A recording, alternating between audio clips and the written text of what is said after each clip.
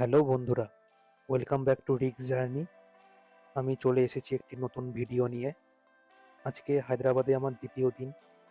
কালকের মতনই আজকে ব্রেকফাস্ট করে বেরিয়ে পড়লাম ঘুরতে। আজকে যাচ্ছি চৌমহল্লা প্যালেস আর চারমিনার দেখতে। তোমরা ভিডিওটা লাস্ট অবধি দেখো। ভিডিওটা কেমন লাগলো কমেন্টে জানাও, আর চ্যানেলটা অবশ্যই সাবস্ক্রাইব করে দাও। দেখতে থাকো রিক্স জার্নি। চৌমহল্লা প্যালেস নির্মাণ শুরু হয় 1750 সালের দিকে, হায়দ্রাবাদের নিজাম বংশের দ্বিতীয় নিজাম আলী খান আসফ জাহের সময়ে। পরবর্তী প্রজন্মের নিজামরা ধাপে ধাপে এই প্রাসাদকে সম্প্রসারিত করেন। এই প্রাসাদেই নিজামরা রাজকীয় সভা, অভিষেক অনুষ্ঠান, বিদেশি অতিথিদের সংবর্ধনা এবং গুরুত্বপূর্ণ রাষ্ট্রীয় সিদ্ধান্ত নিতেন।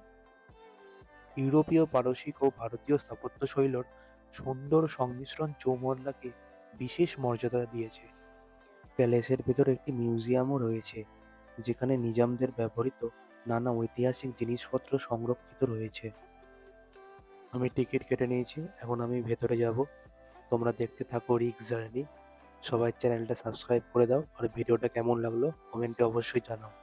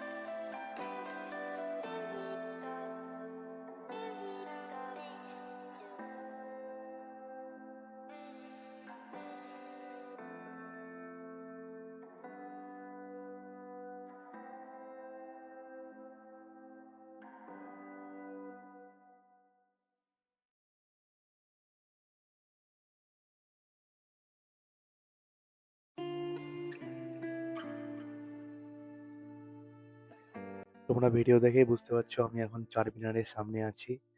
যেহেতু চৌমহল্লা প্যালেস থেকে চারমিনারের দূরত্ব অনেকটাই কম, তাই পায়ে হেঁটে এখানে এসে গেছি। চারমিনারটি 1591 সালে কুতুব শাহী বংশের শাসক মোহাম্মদ কুলি কুতুব শাহ নির্মাণ করেন। বলা হয় সেই সময় হায়দ্রাবাদে প্লেগ মহামারী শেষ হওয়ার পর তিনি আল্লাহর কাছে কৃতজ্ঞতা জানাতে এই চারমিনারটি নির্মাণ করেন। চারমিনার নামের অর্থ হলো চারটে মিনার। এই স্থাপনাটির চার কোণায় চারটে উঁচু মিনার রয়েছে, প্রতিটির উচ্চতা প্রায় 60 মিটার।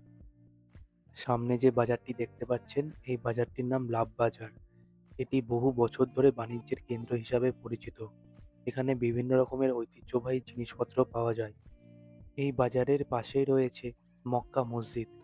এই মসজিদটি চারমিনার থেকে খুবই কাছে অবস্থিত।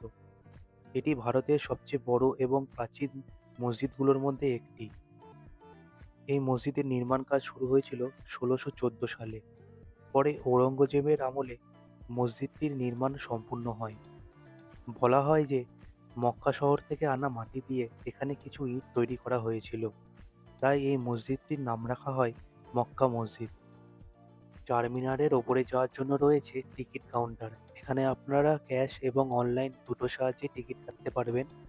আমার টিকিট কাটা হয়ে গেছে, তো এখন যাওয়া যাক চারমিনারের ওপরে। তোমরা দেখতে থাকো রিক্স জার্নি। চ্যানেলটা অবশ্যই সাবস্ক্রাইব করে দাও। আর ভিডিওটা কেমন লাগলো কমেন্টে জানাও।